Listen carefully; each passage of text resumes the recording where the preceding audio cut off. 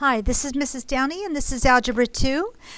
Today we are doing Chapter 6, Section 3, Binomial Radical Expressions.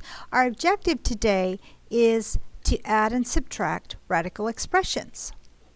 So for our bell work, I've asked the class, explain in your own words what like radicals are and give 3 examples. After you do that, I want you to add those 3 examples together, however you think they should be added. So if you don't know the rules or how to do it, give it your best shot. There's no right or wrong here. Everybody must put something, and we'll learn about this today, and we'll revisit this at the end of class. You may pause here.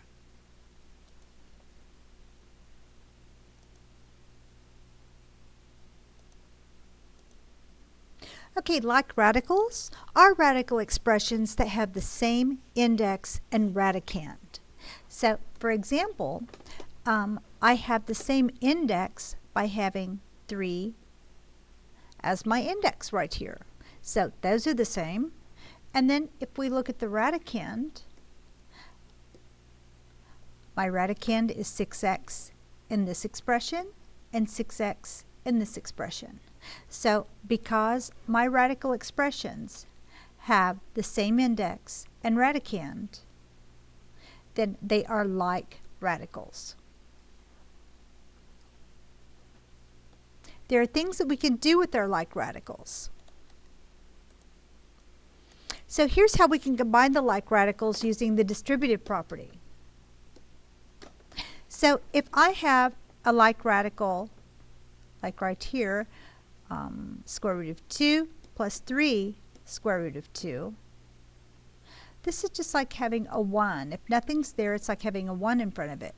Well, what we do is we're going to add the numbers and keep the radical sign with its radicand. So it becomes 1 plus 3 radical 2, which is 4 radical 2.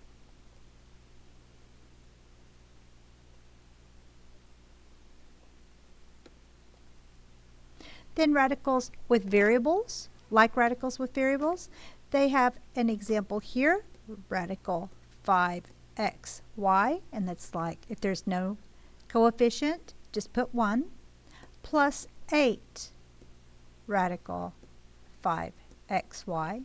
That's the same as saying 1 plus 8 radical 5xy, which is 9 square root of 5xy.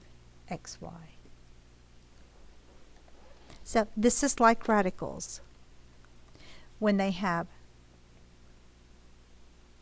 the same index and the same radicand. Then with the addition or subtraction, and you can work subtraction the same way, except for example in this one we're going to have a 1 minus 5, which is negative 4 cubic root of 7. Excuse me. So that is working with addition and subtraction of like radicals. Now you may want to go back, pause here, and revisit your original equation that you created with your bell work.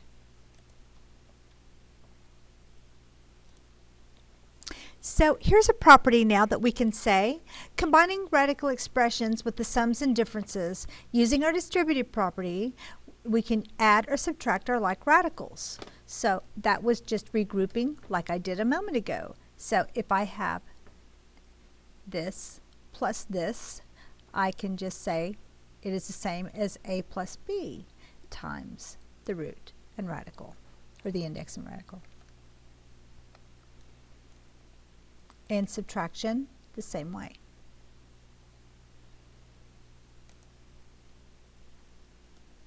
So combining radical expressions is different from just adding them.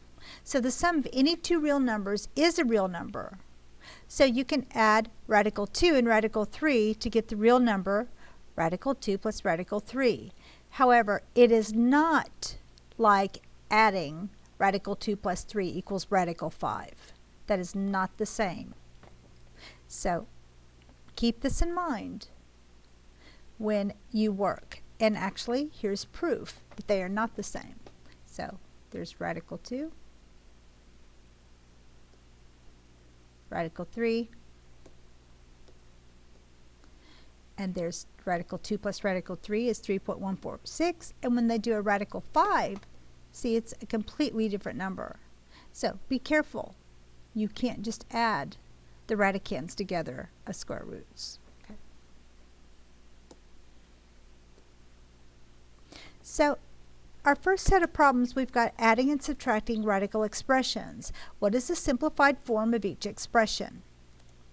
So the first one, they give us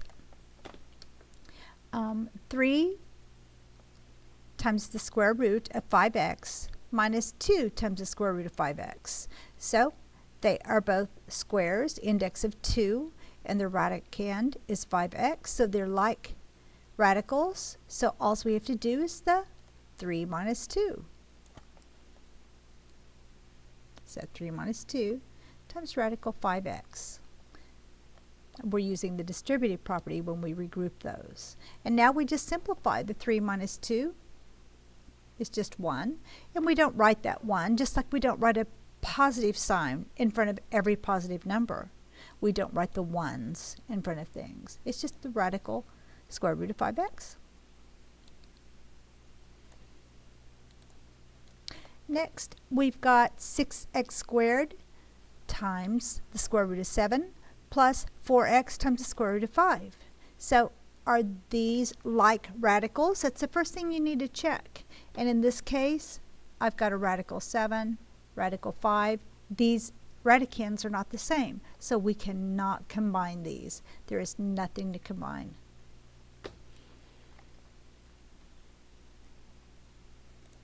So on C, let's look at our index. We've got an index of 3 and an index of 5. Again, because our index are not the same, we cannot combine these. They're not like radicals.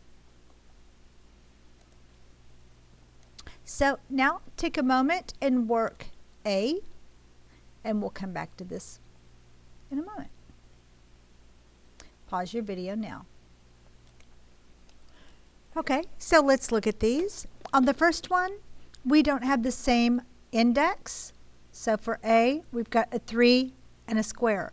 So they're not the same. You cannot simplify this one. For the next one, they're both a square, and they both have the same radicand, so they're like radicals. So we can combine these. So we're going to do the 3x plus 4x times the square root of xy. And that comes out to 7x times the square root of xy.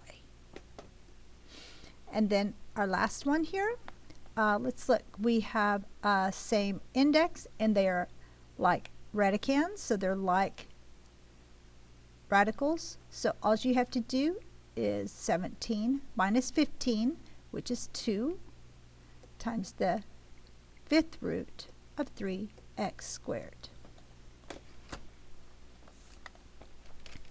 So at this point, I would like for everyone to stop and work problems 2 and 3 on 6-3 in their workbook. Pause your video now.